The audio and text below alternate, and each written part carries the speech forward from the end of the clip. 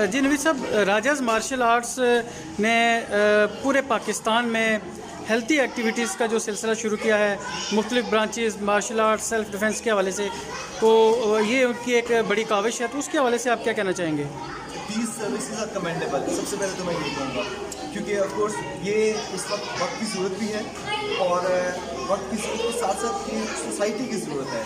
हमें daily life के अंदर फिज़िकली बहुत ज़रूरी है स्ट्रॉन्ग होना, एक्टिव होना, और उसके साथ साथ ज़रूरी है कि हम मेंटली भी बहुत स्ट्रॉन्ग हों।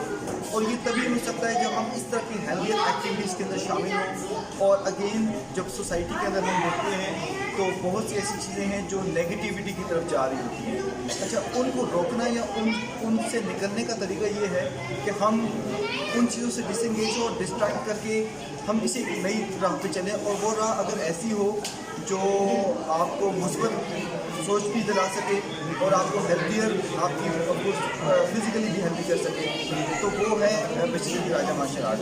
सो मैंने जैसे मैंने कहा कमेंडेबल सर्विसेज हैं इनकी, और ये बहुत वैल्यू एडिशन कर रहे हैं सोसाइटी के अंदर। और मुझे ये लगता था कि जैसे वो देखते थे ना, वो लाइक एक टाइम के ऊपर हम जो कराटे और मार्शल आर्ट के लोगों को आइडियलाइज करते थे, और बीच में ये सब जो ख़त्म हो चुका था।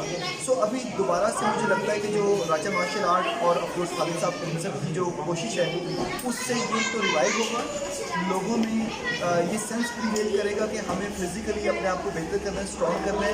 सेल्फ डिफेंस के ऊपर बहुत ज़बरदस्त ट्रेनिंग्स हैं इनकी, मैं अभी एक सेशन हुआ, मैंने वो देखा है, और मुझे फील होता है कि हर बंदे को, चाहे वो मैं हूँ, चाहे वो जो मुझे सुन रहे आप हैं, हमें सबको भी सेल्फ डिफेंस के ऊपर ट्रेनिंग्स होनी चाहिए। सो उसके लिए जो राजा मार्शल आर्ट जो कर रहे हैं वो ज़बरदस्त है, और हम सबको इसका हिस्सा होना चाहिए। Thank you so much.